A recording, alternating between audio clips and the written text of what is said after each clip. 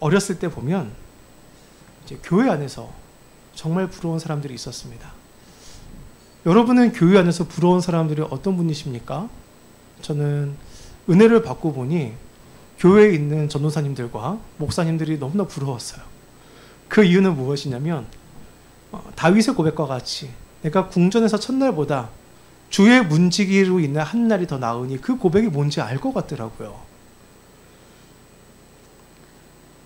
성도들이 교회 안에서 가장 부러워하는 사람은 누구일까요? 아마 목회자는 아닐 것 같고요. 대부분이 부러워하는 사람은 이야, 저 사람은 왜 이렇게 기도 응답을 잘 받아? 저 사람은 기도 응답이 너무나 잘 돼. 아마 이런 사람이 아닐까 싶습니다. 오죽하면 설교에서 가장 많은 예화로 들어지는 사람 중에 하나이고 또한 이 사람에 관한 책은 베스트셀러입니다.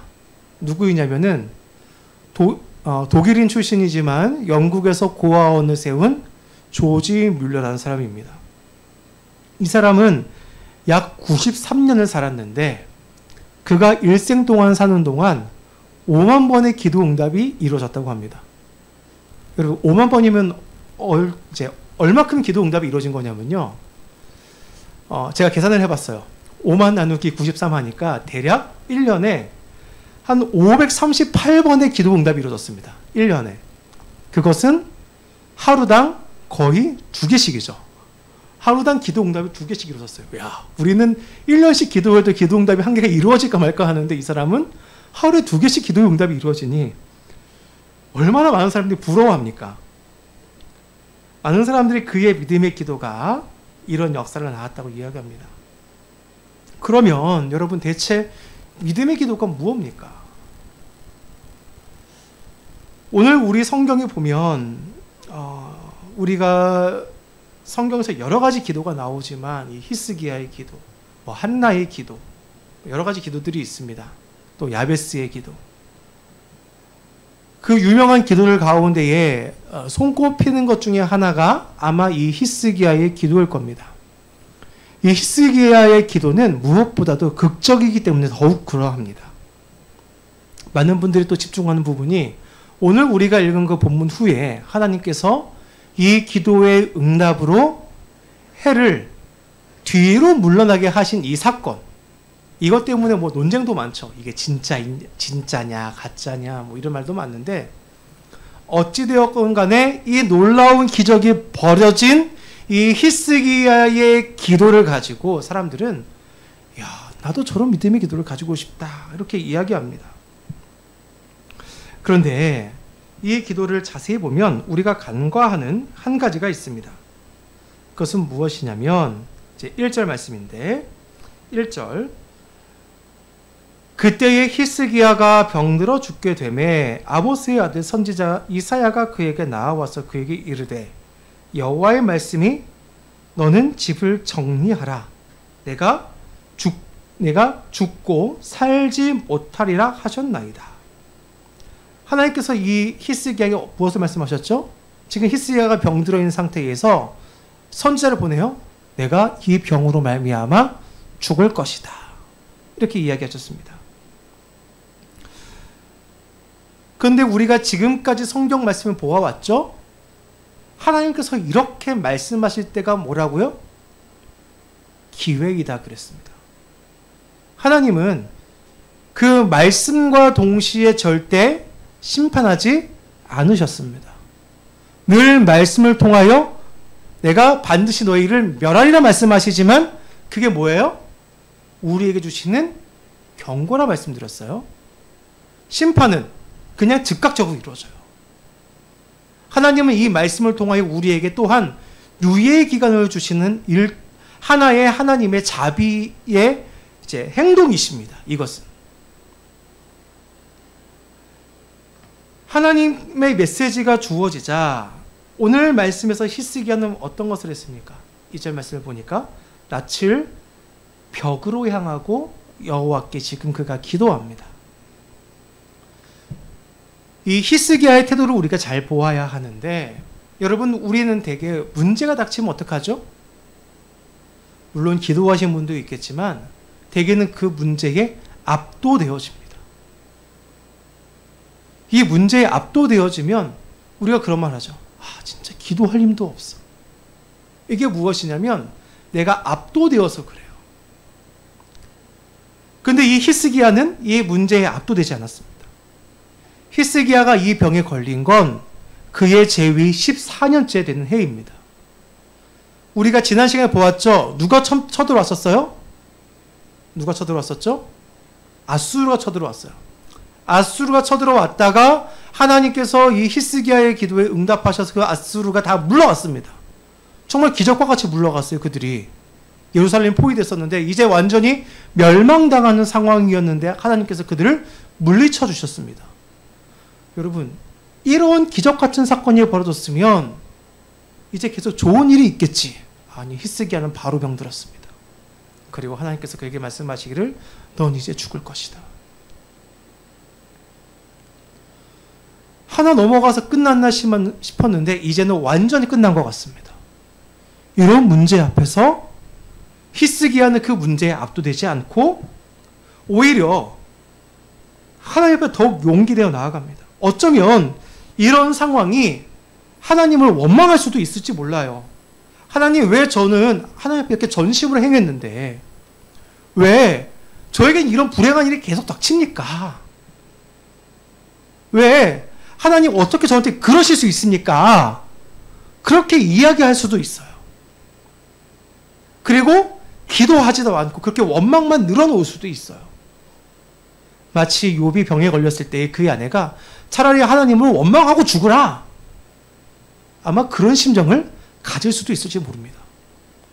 그런데 히스기야는 불평하는 마음이 아니라 오히려 소망을 하나님께 두는 그 각오의 모습을 지금 이 기도에서 우리에게 보여주는 겁니다. 그러면 히스기야는 지금 무엇을 지금 기도합니까?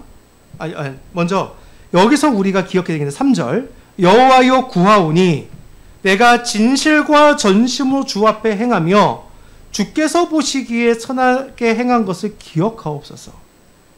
여기서 우리가 주목해야 되는 것은 그의 태도입니다.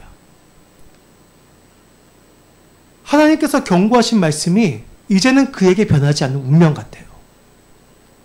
이 변하지 않을 듯한 이 운명 앞에서 그는 그럼에도 불구하고 끝까지 하나님을 의지하고 하나님의 경고에 그가 반응하고 있습니다.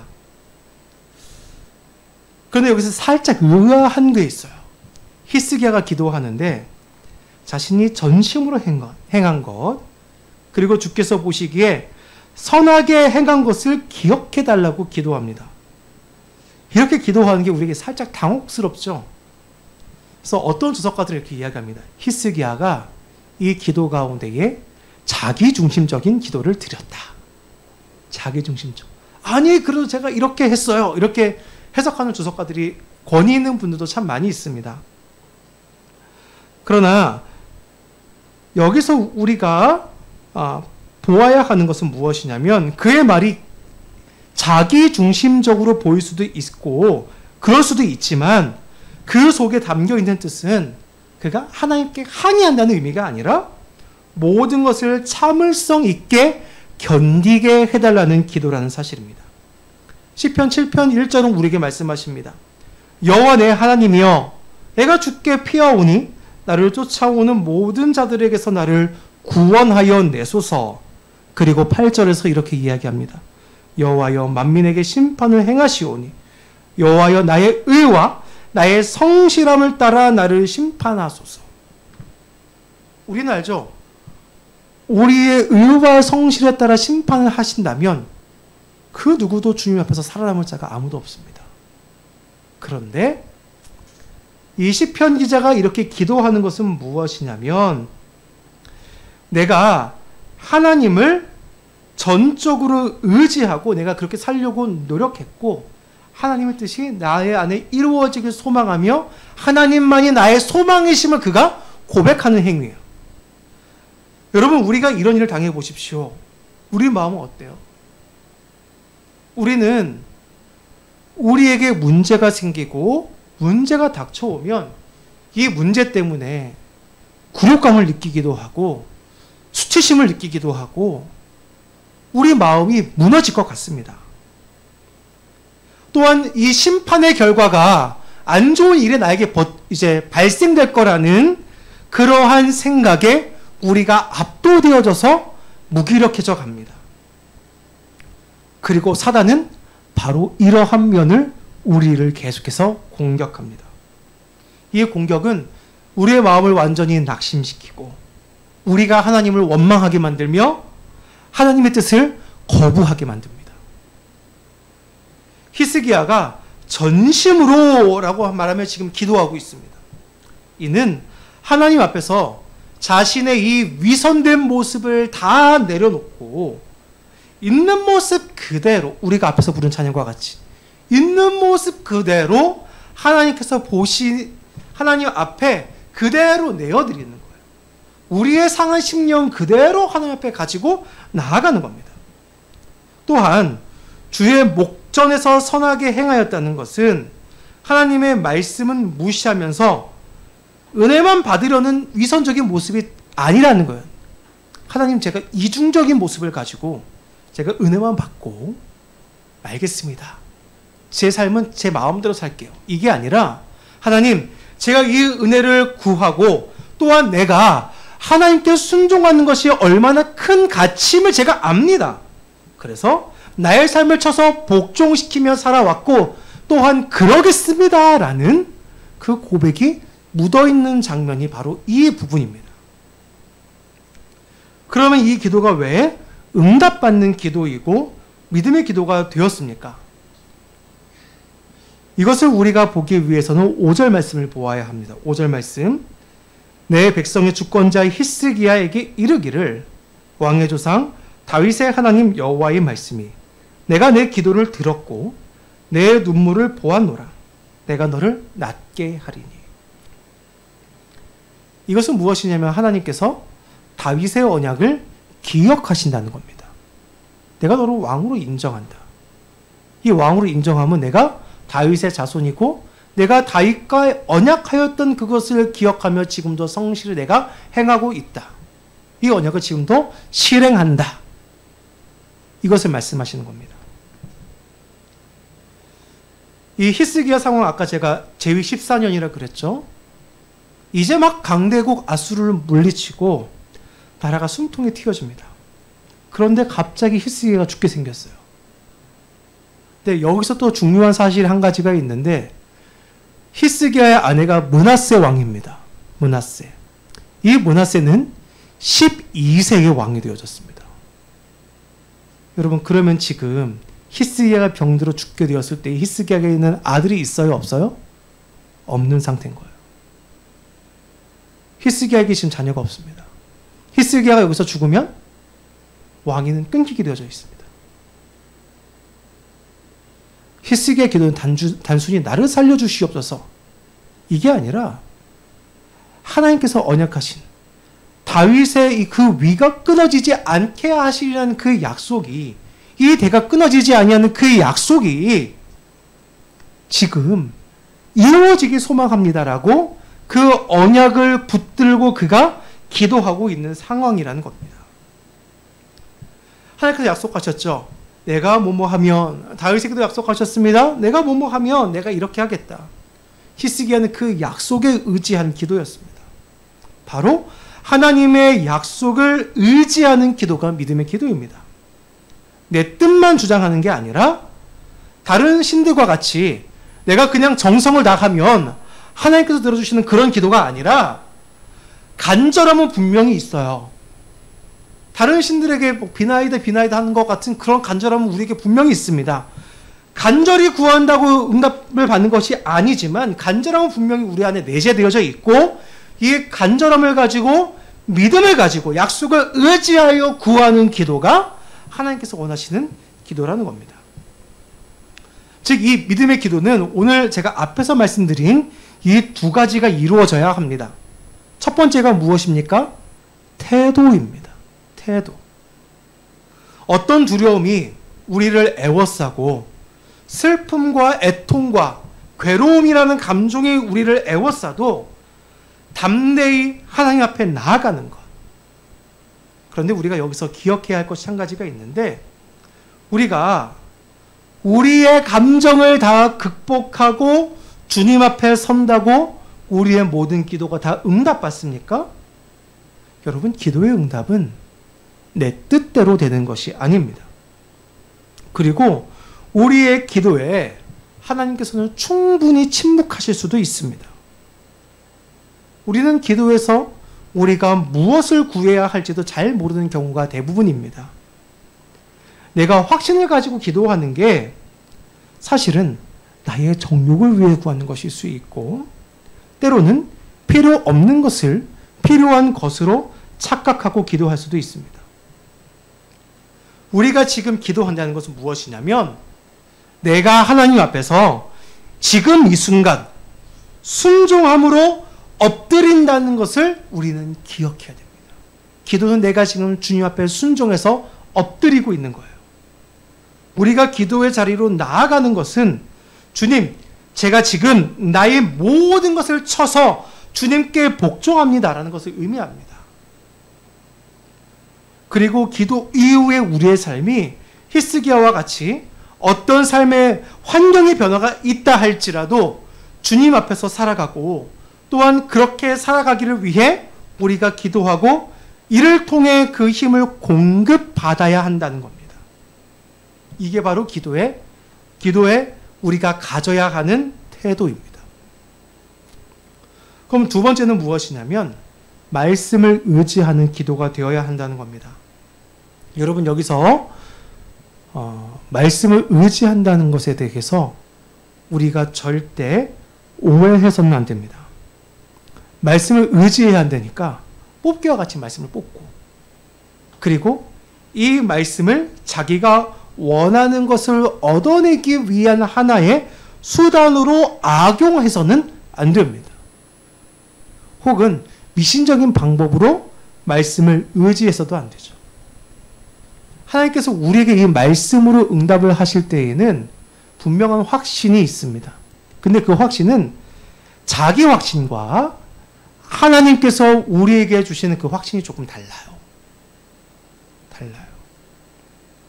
그 말씀 가운데에서 흔들리지 않게 하시는 하나님께서 주시는 그 미묘한 것들이 분명히 있습니다. 근데 자기 확신은 다르죠.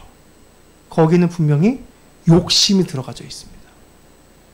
하나님께서 주시는 그 말씀은 욕심이 아니라 소망입니다.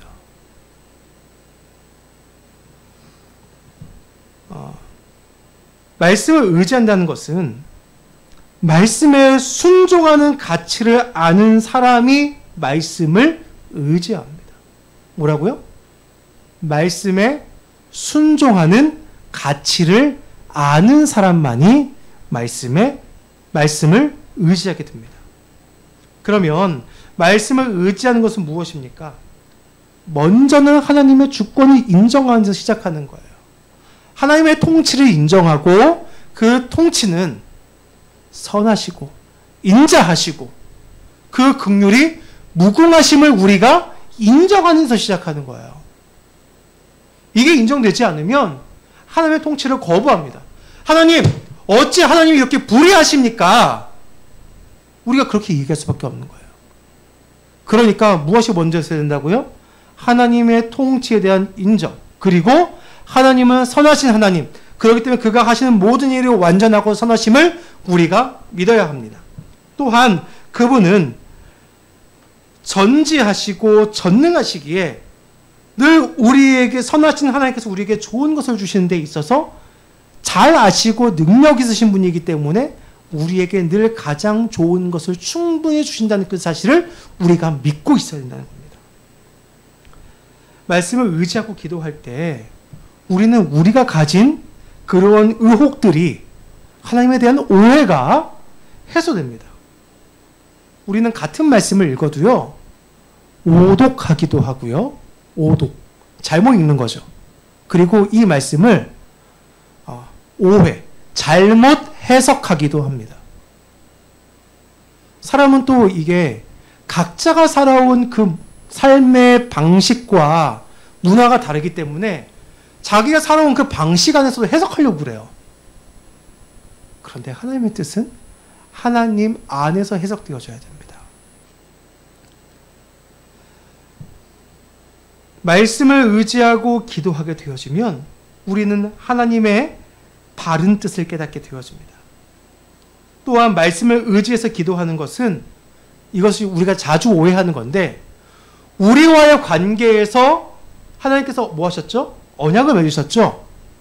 그래서 하나님께서 이 언약을 깨신 거에 대해서 우리가 항의하는 기도를 하는 게 아니에요.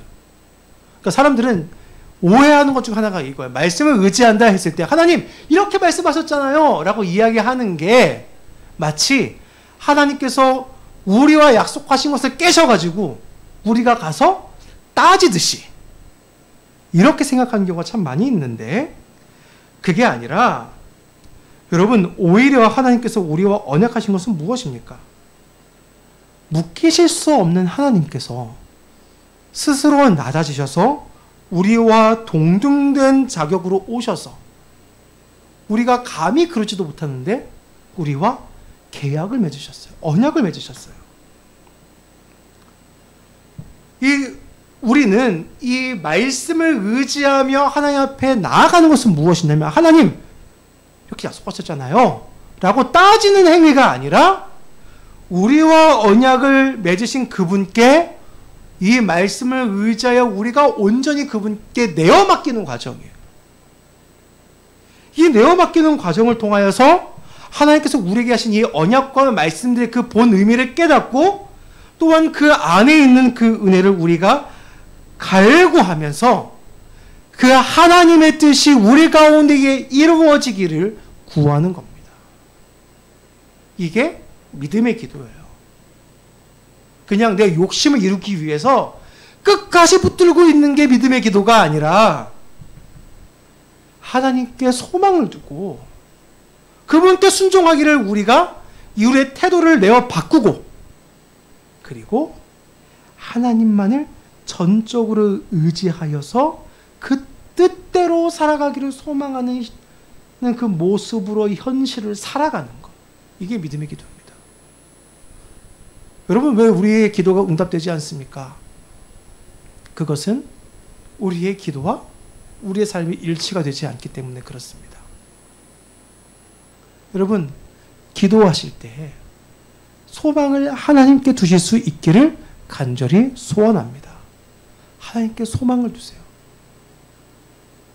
물론 우리에게 원통한 마음과 애통하는 마음이 있다 할지라도 그 압도되어지지 마시고 그런 것에 하나님께 소망을 주세요.